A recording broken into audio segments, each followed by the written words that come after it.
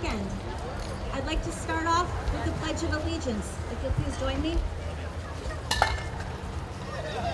Pledge allegiance to the flag of the United States of America and to the republic for which it stands, one nation, under God, indivisible, with liberty and justice for all. We're going to circle up right here. We'll be right in the way of the camera.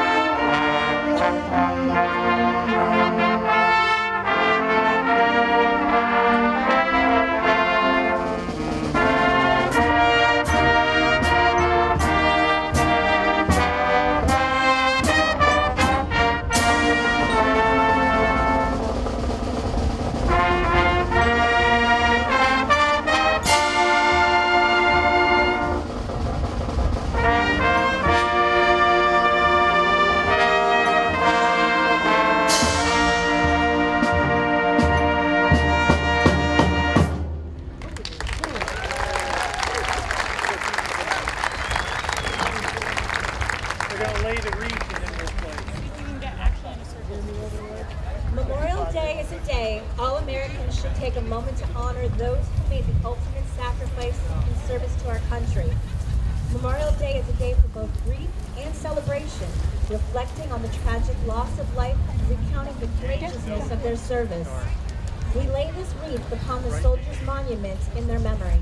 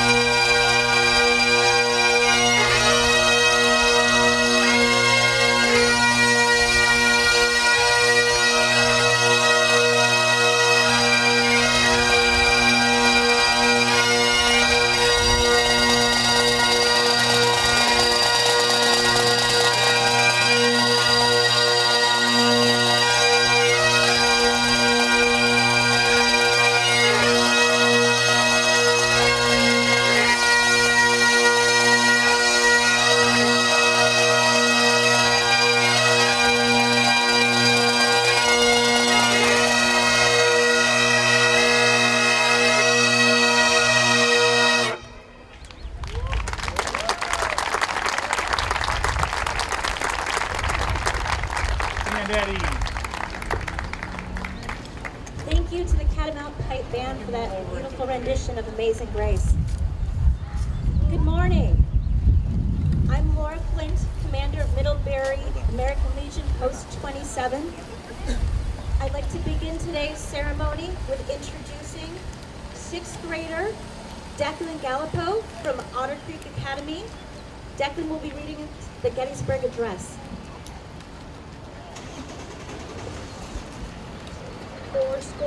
77 years ago, our fathers brought forth on this continent a new nation conceived in liberty and dedicated to the proposition that all men are created equal. Now we are engaged in a great civil war, testing whether that nation or any nation so conceived and so dedicated can long endure. We are met on a great battlefield of that war. We have come to dedicate a portion of that field as a final resting place for those who here gave their lives that that nation might live. It is altogether fitting and proper that we should do this. But in a larger sense, we cannot dedicate, we cannot consecrate, we cannot hollow this ground. The brave men, living and dead, who struggled here, have consecrated it far above our poor power. To add or detract, the world will little know nor long remember what we say here, but it can never forget what they did here. It is for us, the living, rather, to be dedicated here to the unfinished work which they who fought here have thus far nobly advanced it. It is rather for us to be here dedicated to the great task remaining before us, that from these honored dead we take increased devotion to that cause, for which they gave the last measure of devotion, that we here highly resolve that these dead shall not have died in vain. That this nation under God shall have a new birth of freedom, and that government of the people, by the people, for the people, shall not perish from here.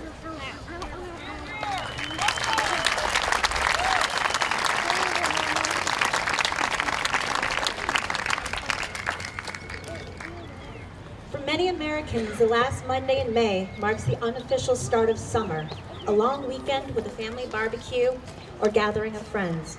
For those who served in the military, Memorial Day holds a greater significance, as it commemorates the brave men and women who lost their lives defending our great nation.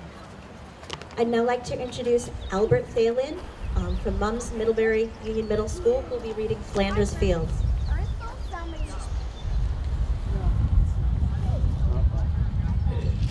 In Flanders Fields by John McCrae. In Flanders Fields the poppies blow between the crosses, row on row, that mark our place, and in the sky the larks, still bravely singing, fly scarce heard amid the guns below. We are the dead, short days ago. We lived, felt dawn, saw sunset glow, loved and were loved, and now we lie in Flanders Fields. Take up our quarrel with the foe. To you, from failing hands, we throw the torch, be yours to hold it high. If ye break faith with us who die, we shall not sleep, though poppies grow in Flanders Fields.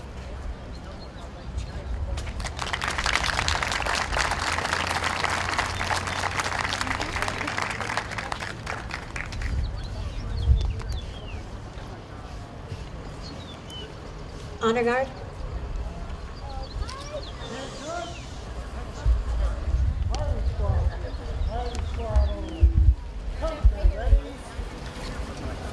Ready. Aim. Fire. Aim. Fire.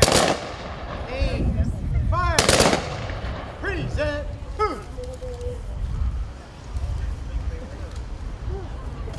At the core of our military,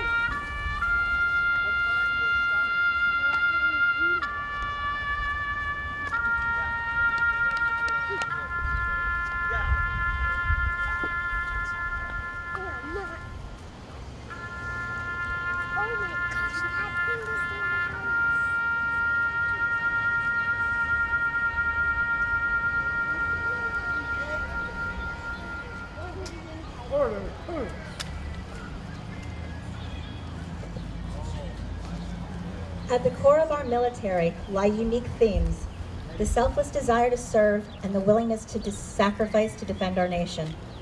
The origin of Memorial Day, first observed over 155 years ago, and then known as Decoration Day, was to beautify the graves in memory of those who fought and died to preserve our Union during the Civil War.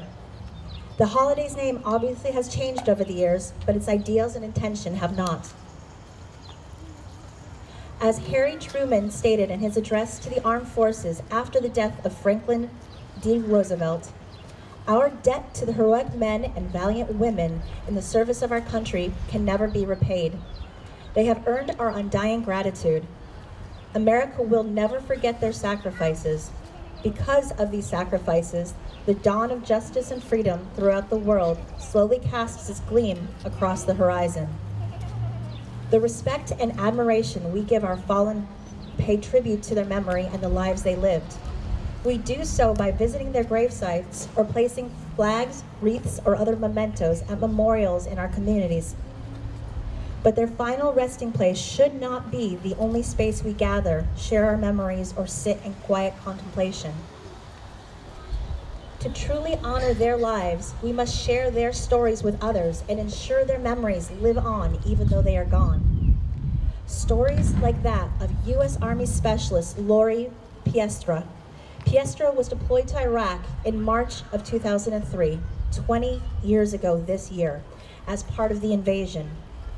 Her group, which included her best friend Jessica Lynch, was ambushed on its way and taken prisoner. Unfortunately, Piestra did not survive the ordeal. She was the first woman service member to die in Iraq and the first Native American woman killed while fighting for the U.S. military. Before he died, her father, Terry Piestra, a Vietnam veteran, said that the memorials in her honor were once difficult, but as time passed, it helped him and his family, including his grandchildren, to heal and celebrate her life. No matter where their battlefield was, in the mountains of Afghanistan, the deserts of Iraq or Syria, the islands of the Pacific, the frozen terrain of Korea, or the jungles of Vietnam, the stories of the fallen matter and they need to be told. By sharing their stories, we keep their memories alive and give others a glimpse of military service that aims to inspire them to create a better world, a stronger nation, and kinder communities. It is up to us to use these gifts, secured by those who made the ultimate sacrifice, to do as much good as possible and honor a debt that can never be repaid. On Memorial Day, we reflect and share the experiences of our fallen loved ones, but tomorrow and in the days that follow, we must act. Let us carry their sacrifice with us in our hearts and strive to honor their memory by being good and faithful, hopeful and strong, and committed to a brighter future for all.